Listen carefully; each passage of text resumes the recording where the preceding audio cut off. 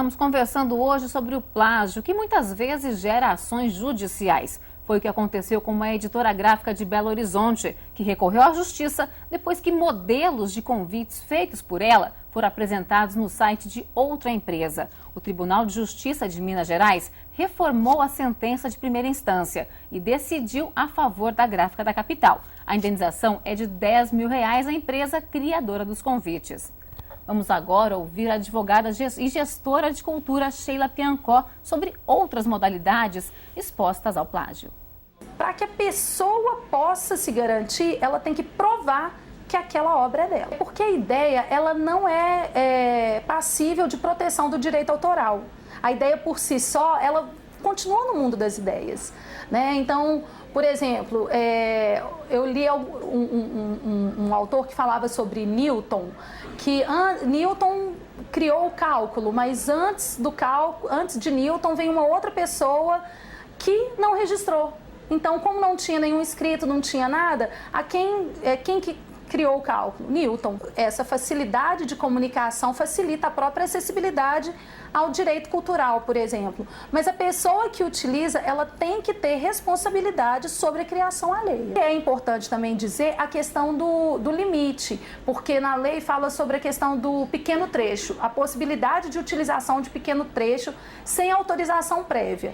Necessário sempre citar a fonte. E esse pequeno trecho vai depender muito do quê? Do tamanho da sua obra, do tamanho da obra que você vai estar utilizando e do tamanho que você vai utilizar, né? Então tem que ter toda essa matemática, né? E quando utilizar muito, pedir autorização. Um curta-metragem de 15 minutos, né? A utilização de 30 segundos de uma obra é considerado pequeno trecho, né? Então uma coisa quantitativa seria mais ou menos isso. E de forma que aqueles 30 segundos não sejam o objeto principal da obra nova.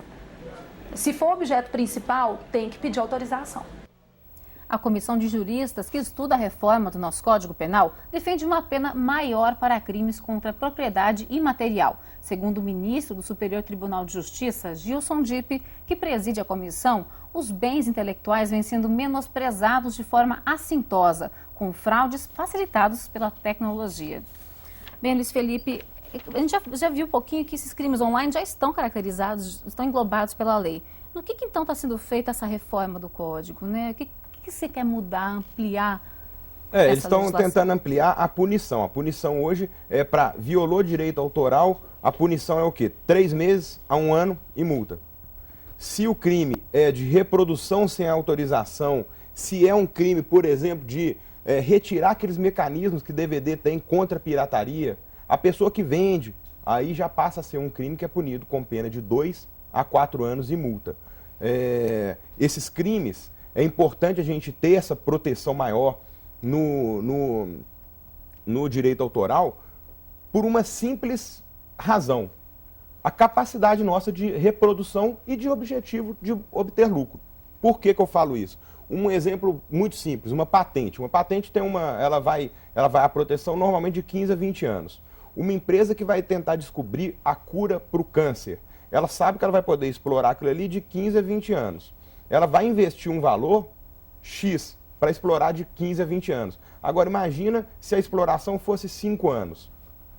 O valor que ela ia investir, o valor que ela ia poder explorar é muito menor. Então o lucro que ela vai ter vai ser muito menor. Então a gente estaria aí impedindo uma empresa, uma iniciativa privada, de investir em obter uma vantagem para todo mundo, que é a cura de uma doença, a cura de qualquer outra doença que a gente tem por aí.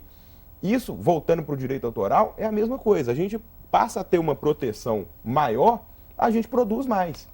Então o jornal perde a proteção dele. Peraí, o jornal perde a proteção dele, qualquer um pode publicar o conteúdo, qualquer um pode copiar. Então, peraí, então eu não vou publicar meu material na internet, vou publicar só em livro. Se alguém publicar, eu vou mandar tirar. Então, assim, tem essa preocupação da gente fomentar esse conhecimento, essa divulgação do conhecimento. Para isso, precisa de ter uma proteção. Sempre, quanto maior, melhor. A gente falou antes a questão da internet, ser uma terra mais livre, né, um território mais livre para trabalhar isso. Mas também é difícil provar os plágios. Você falou da questão do depósito, né, da questão cartorária.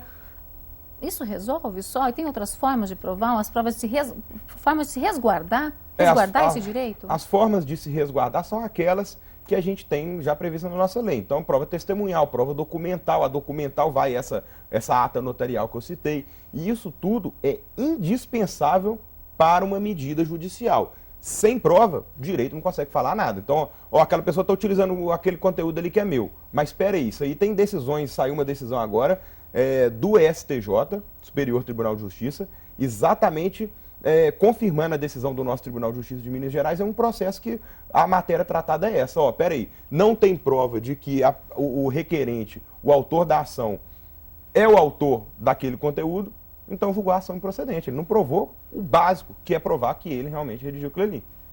Doutor Luiz Felipe, essa proteção legal, até certo ponto, ela é positiva e depois ela passa a ser negativa.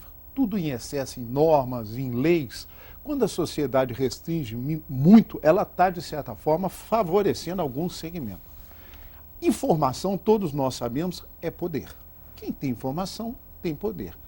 Recém cheguei do Chile e em Santiago eu tive a oportunidade de visitar a maior biblioteca, que eu ainda sou um apaixonado pelos livros, a maior biblioteca de ciência e religiosidade da América Latina está na mão dos dominicanos em Santiago. Vale a pena essa visita. São 130 mil volumes. Desde 1700, você encontra livros de 1400 numa biblioteca que foi fundada em 1700. Vale a pena ver. Mas é a prova cabal de que a igreja detinha o poder, porque todo o espectro literário e científico da época estava na mão da igreja.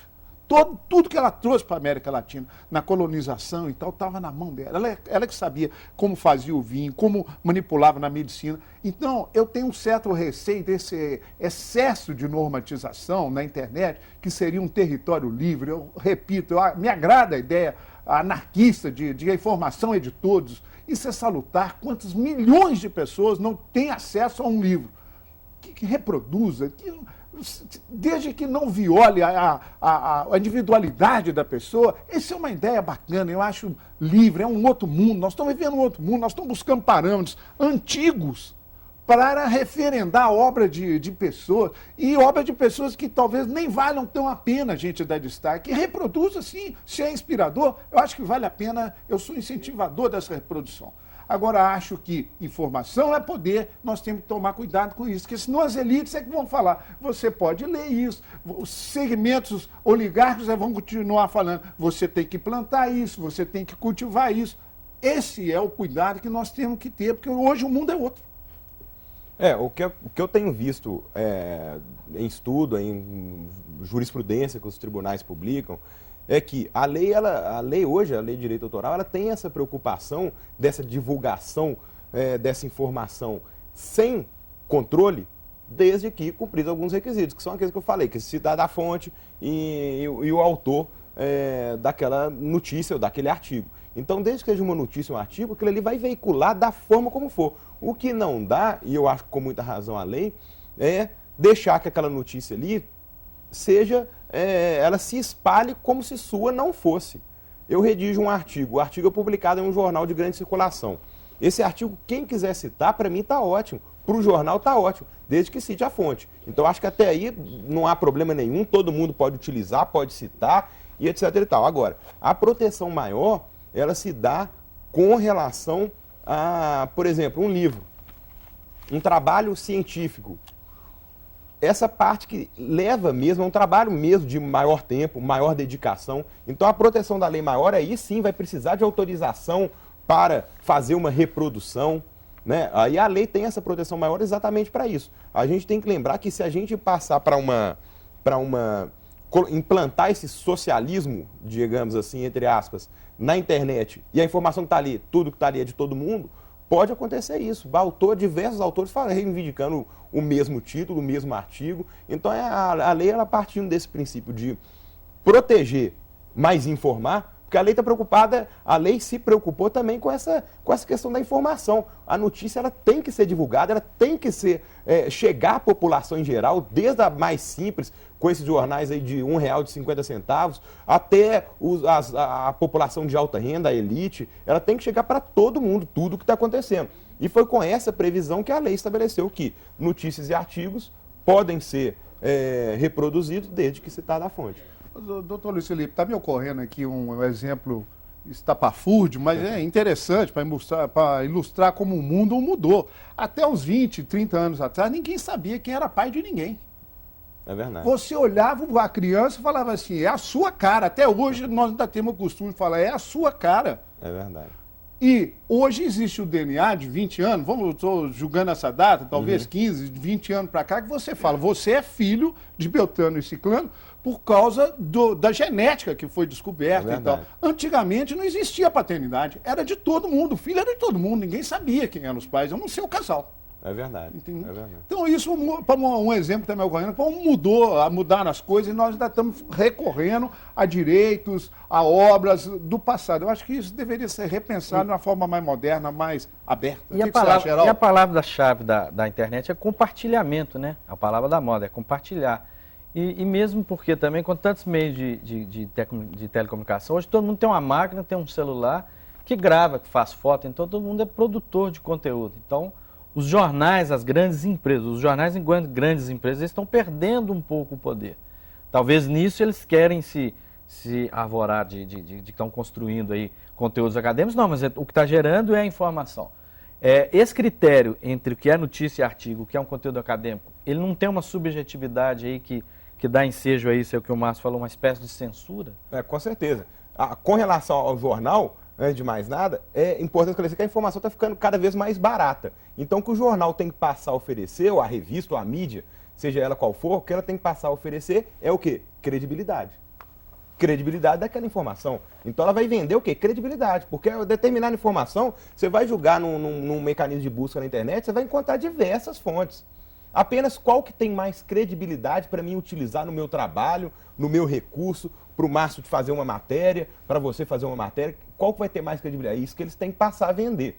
Então, eu sou da época da BBS. Antes da internet chegar aqui, existia a BBS, chamava Bulletin Board System. Eu criei uma, desenvolvi uma no sistema que chamava Remote Access, dificílimo de criar, desenvolvi a minha para uso com os amigos, compartilhamento de arquivo entre amigos, ligava com uma linha telefônica, aqueles modem US Robotics e etc. A internet, quando existia a BBS, o compartilhamento de conteúdo era como se fosse um bairro. O número de pessoas que atingia era 1.000, 2.000, às vezes 100, às vezes 200. Então era muito mais fácil de controlar a informação, de saber o que está sendo postado. Aí começaram a surgir muitas BBS. Aí ótimo, aí as informações vão sendo postadas naqueles diversos bairros ali. Aí de repente surge a internet, desenvolvida lá nos Estados Unidos, naquele mecanismo IPv4, e começa a popularizar e todas as BBS se migram automaticamente para a internet. Aí, no início, eu ainda lembro, na época que a gente utilizava a internet, você encontrava na rede, sem filtro nenhum, qualquer informação. Informações muitas vezes boas e informações muitas vezes prejudiciais. Pornografia, não tinha filtro nenhum. Pornografia você encontrava solta na rede. Então foi importante esse crescimento. O nosso Estado está crescendo junto, deveria crescer menos, mas está crescendo junto. E deveria ter mais investimento em investigação nas delegacias de polícia especializadas nesse tipo de crime. A internet está movimentando, eu dei uma entrevista na semana passada, ela está movimentando 2 bilhões, a expectativa dela, em comércio eletrônico. Então, a internet, no Brasil? Somente no Brasil? No Brasil. Então, o potencial de crescimento, de negócio que está sendo feito ali, exige esse investimento muito grande. E hoje, quem que é pioneiro em proteção e segurança na rede? Instituição financeira. Depois, instituição privada de comércio que trabalha com comércio eletrônico. Quanto maior, mais proteção. Quanto maior a empresa de comércio eletrônico, mais proteção. Então, há essa preocupação em que a internet cresceu, a gente tem que desenvolver os mecanismos juntos, mas deixando essa liberdade que é implícita à rede, senão ela perde o atrativo todo. Compartilhamento. E você tinha falado uma segunda... Essa questão do conteúdo aí, quando é que a gente pode considerar um artigo acadêmico, notícia de jornal? Não tem uma lei muito tênue, não? A lei ela fala em periódicos e diários. Por exemplo, blog do Márcio Fagundes. Diário, você escreve diariamente nele? É um diário.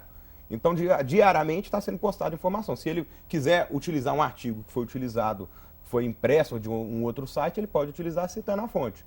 Pode colocar ali, eu achei interessante esse artigo aqui de fulano de tal, do Luiz Felipe Freire, do site tal, Estou publicando ele aqui.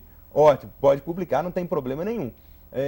Considerado diário, ou seja, outros poderão futuramente também copiar o conteúdo do seu. Gostei do artigo que o Márcio Fagundes indicou, também estou recomendando. Então não há problema nenhum. Ou um artigo que você mesmo escreve, você falou que você não usa Ctrl+C, Ctrl+V. Não. O que você produz ali, produção intelectual sua, protegida. Outras pessoas podem citar, desde que citem a fonte, o site do seu blog e o seu nome, como autor.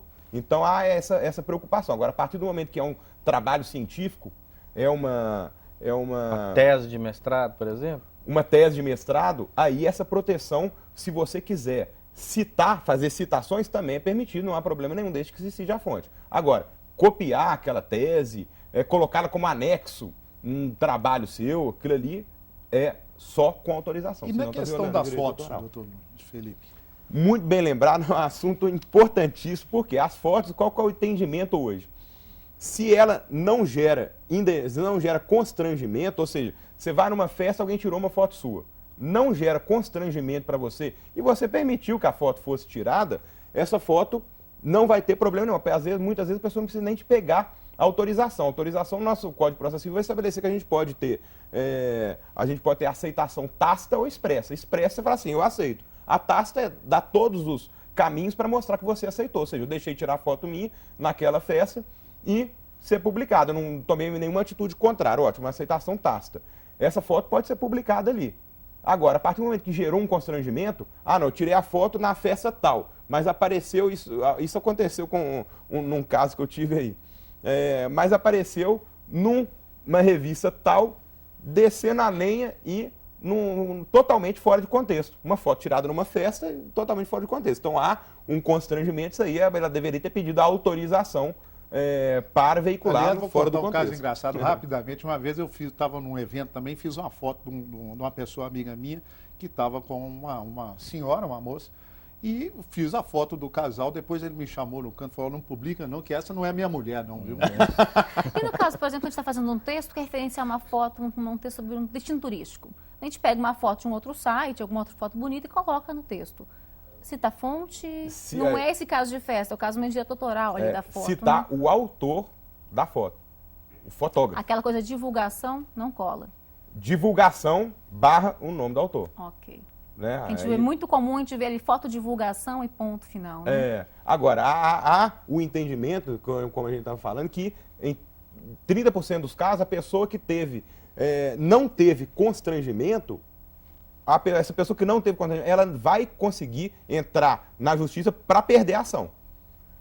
Por quê? Em 40% dos casos, os juízes vão falar assim, você não teve constrangimento nenhum, isso não te atrapalhou em nada, a foto não foi divulgada em determinados locais que poderiam te prejudicar, então não houve prejuízo, você julga-se a ação improcedente. Agora, se houve realmente um constrangimento, aí há o risco, e esse risco é grande, de haver uma condenação, ou seja, ele deveria ter pedido uma autorização para publicação daquela foto. Se não pediu, então cabe aí a pessoa procurar um advogado, um especialista e reivindicar seus direitos.